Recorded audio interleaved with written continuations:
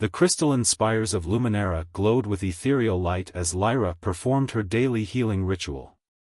Her translucent form shifted through various prismatic hues while she channeled energy into the sacred crystal core before her. As lead healer of the crystal sanctum, she was responsible for maintaining the delicate balance of energy that sustained her people's connection to their world. The peaceful routine shattered as a blazing object tore through Luminara's iridescent atmosphere. Lyra's crystalline form pulsed with alarm as she watched the foreign vessel crash into the sacred crystal forest, sending shockwaves through the psychic network that connected all life on their world. "Outsider," she whispered, her voice chiming like delicate crystal bells. The word carried ancient warnings. Their histories spoke of devastating encounters with other species, particularly humans, who had nearly destroyed their world's crystal matrix centuries ago. Following her duty as lead healer, Lyra glided swiftly through the crystal formations toward the crash site. The damaged vessel had carved a deep groove through their sacred ground, scattering crystalline fragments in its wake. She approached cautiously, her form shifting to a defensive resonance. A figure emerged from the wreckage, distinctly human, male, wearing what appeared to be research gear. He stumbled, clearly injured, then stopped abruptly upon seeing her. Instead of showing fear at her alien appearance, his eyes widened with wonder. "Extraordinary," he breathed, then promptly collapsed. Lyra's healer instincts warred with her people's laws about non-interference with outsiders, especially humans. But as she studied his unconscious form, she noticed something remarkable. The scattered crystal shards around him were resonating in harmony with his presence, an occurrence she'd never witnessed with any non-crystalline being. Making her decision, she enveloped him in her healing energy. "I am James Morrison," he murmured in his unconscious state, the words somehow translating through the crystal resonance. "Research scientist, studying interspecies communication." As she stabilized his condition, Lyra felt an unexpected connection forming. His mind, unlike any human she'd encountered in historical records, seemed naturally attuned to their world's crystal frequency. This discovery both fascinated and terrified her. When James finally regained consciousness, he found himself in a hidden crystal cave, his wounds treated with luminescent crystal-derived healing essence. Lyra maintained a safe distance, her form shifting through cautionary colors. "You're a crystalline being," he said softly, showing no fear. "I've studied legends of your kind, but all official records claimed you were extinct." He spoke their language perfectly, though Lyra realized he wasn't actually speaking, his thoughts were resonating directly through the crystal matrix. "Our existence is protected," she responded carefully. "Your presence here violates ancient laws."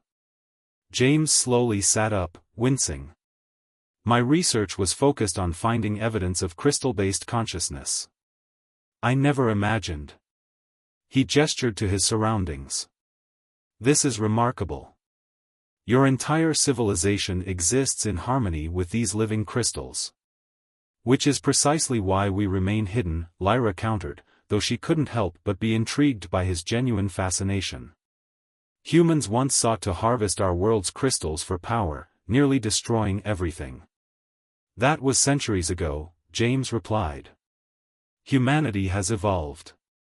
We now seek knowledge, understanding.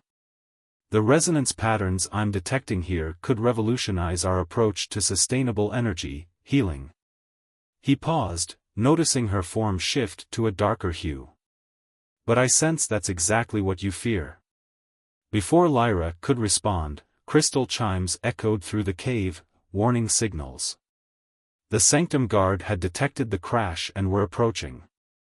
If they found James, he would be immediately imprisoned or worse. "You must leave," Lyra said urgently, her colors fluctuating with anxiety. "The Guard will not show mercy to a human intruder." "I understand," James said, struggling to stand. "But there's something you should know. The reason I crashed, I detected massive energy disturbances in this sector of space. Something is coming, something that could threaten both our peoples." The crystal cave suddenly resonated with a deep harmonic tone, responding to his words. Lyra felt it too, a distant discord in the usually perfect crystalline symphony of their world. The guard's signals grew closer. "Meet me here when the 3 moons align," she found herself saying, surprising even herself. "There's more we need to discuss." She quickly showed him a hidden path that would lead him to a safe zone. As James disappeared into the crystal shadows, Lyra reformed her outer layers to appear calm and composed. But inside, her core resonated with unfamiliar frequencies, hope, fear, and something else she couldn't quite identify. She had just violated countless sacred laws, yet the crystals themselves seemed to be supporting her decision. The guard arrived moments later, their forms sharp and angular with suspicion. They found only Lyra, apparently deep in a healing meditation, the cave showing no sign of its recent human visitor. But as she answered their questions, she felt the weight of crystal fragments James had unknowingly left behind, tucked safely in her inner layers. They pulsed with a warm, unfamiliar energy, a harmony of human and crystal that, according to everything she'd been taught, should have been impossible. That night, as Luminara's 3 moons began their slow dance toward alignment, both Lyra and James found themselves unable to focus on anything but the mystery of their unexpected connection, and the greater mystery that seemed to be unfolding around them. The crystal matrix of their world hummed with anticipation, resonating with changes that had been prophesied millennia ago, when humans and crystal beings last walked the same paths, before fear and mistrust tore them apart. The triple moonlight cast prismatic shadows through Luminara's crystal spires as Lyra made her way to the secret meeting point. Each step violated centuries of sacred law, yet the crystal matrix beneath her feet hummed with encouraging resonance. She found James already waiting in the hidden cave, surrounded by delicate crystal formations that seemed drawn to his presence. "The disturbances are getting worse," he said without preamble, showing her readings on his partially repaired research device. Energy patterns similar to those recorded before the collapse of other crystal-based planetary systems. Lyra's form shimmered with concern as she studied the data. "Our elders speak of a great catastrophe that nearly destroyed us ages ago. They blame human interference, but these patterns..." She hesitated, her crystalline structure catching the light in troubled fragments. "They're natural," James finished. "A cosmic phenomenon that occurs when crystal matrices reach critical mass. Your ancestors might have been trying to prevent it when they encountered humans." Their discussion was interrupted by a deep resonance that shook the cave. The crystals around them began pulsing with unprecedented frequency, and to their shock, a holographic image formed between them, an ancient recording preserved in the crystal matrix itself. It showed their peoples working together, humans and crystal beings in harmony, using combined technologies to stabilize the planet's core. But something had gone wrong, leading to catastrophe and separation. The truth had been buried, replaced by tales of human treachery. "The crystals have been trying to tell us," Lyra realized, her form synchronizing unconsciously with James's biorhythms. "We weren't meant to remain separated." Their revelation was cut short by urgent warning chimes. "Sanctum guards," Lyra whispered. "They're getting better at tracking crystal disturbances." But as they turned to flee, James grabbed her crystalline hand. The contact sent shocking waves of resonance through both of them. Around them, the cave's crystals burst into symphonic light, creating a harmony that felt both ancient and new. "I can feel what you feel," James gasped. "The crystal matrix, it's like I can see through your eyes." Lyra experienced it too, human emotions, complex and warm, intertwining with her crystalline consciousness. This level of connection between their species was supposed to be impossible. Yet here they were, their minds bridged by the very crystals that were meant to keep them apart. The guard's approaching resonance patterns snapped them back to reality. "The southeastern caverns," Lyra decided quickly. "There's an old maintenance tunnel that predates our modern crystal network. They won't be able to track us there." As they navigated the forgotten passages, James shared more about his research. "Earth's crystal deposits have been exhibiting similar disturbances. That's what led me here. But now I wonder if they're not disturbances at all, but attempts at communication. They emerged in the Crystal Sanctum's emergency council chamber pulsed with agitated energy as Lyra faced the assembly of elders.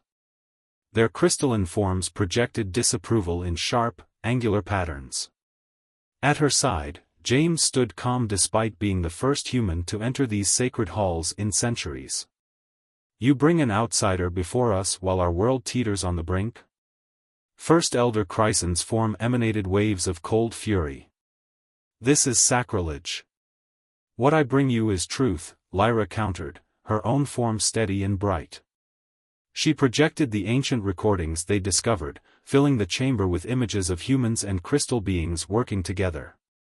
The assembled elders recoiled at first, then leaned forward in fascination. Propaganda, Chryson dismissed, but another elder, Nixus, moved closer to examine the patterns. These resonance signatures are genuine. They match our oldest crystal records. James stepped forward, his presence causing ripples through the crystal matrix. Your world's crystal matrix is part of a larger cosmic network. The instability you're experiencing isn't just affecting Luminera, it's spreading throughout the galaxy. He activated his research device, sharing data from Earth and other crystal-based systems. The chamber's crystals automatically integrated with his technology, creating a comprehensive dimensional display that left the elders buzzing with shock. Impossible, Chryson protested. Human technology cannot interface with our sacred crystals. Unless, Nixus interjected, her form shifting to contemplative hues, the ancient records speak truth. The harmony between our peoples wasn't just diplomatic, it was fundamental. The chamber's crystal matrix suddenly pulsed with intense energy. New images formed, prophecies encoded in the crystal structure itself, showing the consequences of continued separation. Worlds shattering as their crystal matrices collapsed, a cascade of destruction spreading across the galaxy. But within these visions of catastrophe lay hope, humans and crystal beings standing united, their combined abilities creating a new form of harmonic stability. The prophecy hadn't been warning against human interference, it had been predicting the necessity of their return. The crystals themselves have been trying to bring us together, Lyra realized. Each disturbance, each resonance pattern, they're not signs of destruction, but of attempted reconnection. As if in response, the crystal matrix around them began to sing. It was an ancient frequency, one that had been locked away in the deepest layers of their crystalline memory. To everyone's astonishment, James began humming in perfect harmony with it. The Song of Unity, Nixus gasped. A melody said to be sung only when the Great Reconciliation begins. The chamber's crystals amplified the harmony, creating a bridge between James's human consciousness and the assembled elders' crystalline awareness. For a moment, they experienced what Lyra had discovered, the profound potential of their combined perspectives. But Chryson remained unmoved. Even if what you say is true, it's too dangerous. The human worlds would exploit this connection, as they tried to before. You're wrong, James said quietly. Humanity has spent centuries developing crystal technology, not to exploit, but to understand. We've learned to listen rather than command. And now, facing this crisis, we need each other more than ever. A violent tremor shook the chamber, sending discordant resonances through the crystal network. The matrix's instability was accelerating. They had hours, maybe days, before the cascade became irreversible. We must put it to the full assembly, Nixus declared. All must hear this truth and decide. As the elders filed out to summon their people, Lyra and James shared a look of cautious hope. The crystal matrix hummed around them, no longer fighting their connection but amplifying it, showing them glimpses of a future where their people's differences became their greatest strength. But first, they had to survive the next few hours. The crystal matrix's song was changing, building toward a crescendo that would either herald a new age of unity or signal the end of everything they held dear. The great assembly hall of Luminera blazed with the combined light of thousands of crystalline beings. James stood before them, feeling the weight of countless crystalline gazes as the trial began. Lyra stood nearby, her form radiating supportive resonance despite the formal distance protocol demanded. "The human claims our laws are based on deception," Chryson announced, his voice echoing through the crystal matrix. "That our sacred isolation was a mistake." The assembled crowd hummed with discord. James stepped forward, his research device projecting data into the crystalline architecture. "Your isolation wasn't just a mistake, it's becoming fatal. The crystal networks spanning our galaxies are failing without the harmonizing influence of both our species." Suddenly, the hall's crystal matrix flared with emergency signals. From multiple sectors, reports flooded in of growing instabilities. Crystal spires that had stood for millennia were showing signs of fracture. Coincidence? Chryson challenged. Or is this human presence already corrupting our world? "It's neither," Lyra interjected. She touched the central crystal pillar, channeling her healing abilities to display the deeper patterns. These instabilities began long before James arrived. They're part of a natural cycle, one our ancestors knew how to manage through cooperation with humans. The hall erupted in debate, but a new voice cut through the chaos. "Let them demonstrate." Elder Nixus emerged from the council chamber. "If their connection truly represents ancient harmony, prove it." James and Lyra exchanged glances. They had practiced in secret, discovering how their combined abilities could influence the crystal matrix in ways neither could achieve alone. But never on this scale, never with such stakes. They stepped into the center of the hall. As their hands met, the effect was immediate and stunning. The crystal matrix around them began to pulse with new frequencies, not just light and sound, but complex harmonies that spoke of balance and healing. Through their linked consciousness, James's human intuition merged with Lyra's crystalline wisdom. Together, they wove a stabilizing pattern through the local matrix, temporarily calming the dangerous resonances that threatened their world. The demonstration had unexpected effects. Several younger crystal beings moved forward, their forms shifting with curiosity rather than fear. They could sense the potential in this harmony, the rightness of it. But victory remained far from certain. Even as some were convinced, others recoiled from the change. The matrix itself seemed torn, ancient programming conflicting with emerging truths. Then came the moment that would change everything. A massive tremor shook the hall, far stronger than any before. Through their connected consciousness, James and Lyra felt the approaching wave of destruction. The cascade was beginning. They had proven their point, but would it be enough? As crystal beings scrambled for stability, Lyra and James maintained their connection, knowing the real test was just beginning. The choice between change and tradition now carried the weight of survival itself. The crystal world of Luminera trembled on the brink of catastrophe. Throughout the Great Hall, crystal beings shifted between forms of panic and determination as the matrix's instability reached critical levels. James and Lyra stood at the center of it all, their joined consciousness a beacon of possibility. The ancient harmonics, Lyra projected through the crystal network. "We need to recreate them, but it will take more than just us." James understood. Through their shared awareness, he could see the complex pattern needed, a symphony of human and crystalline energies that would stabilize not just Luminera, but all connected crystal worlds. "It requires unity," he announced to the assembly. "Not just acceptance, but true cooperation. Each of us contributing our unique resonance to the whole." Elder Nixus was the first to step forward, her ancient form glowing with decision. "I remember the old songs," she chimed. "They spoke of a time when our peoples moved as one through the star paths. One by one, others joined them. Young crystal beings, fascinated by new possibilities. Older ones who had kept secret doubts about their isolation. Even some of Chryson's own council found themselves drawn to the growing harmony." James activated his research device one final time, linking it to Earth's crystal communication network. Across space, human crystal researchers began receiving and responding to Luminara's signals. Ancient connections dormant for centuries sparked to life. The chamber's crystal matrix sang with power as human and crystalline consciousness merged in ways not seen for generations. Through their combined perspective, they could see the solution, a reweaving of the very fabric of their worlds. Lyra's healing abilities, amplified by the Assembly's united power and James's human intuition, spread through the matrix. The hostile resonances that had threatened destruction began to transform into harmonious frequencies. Even Chryson, seeing the matrix respond with unprecedented vitality, finally relented.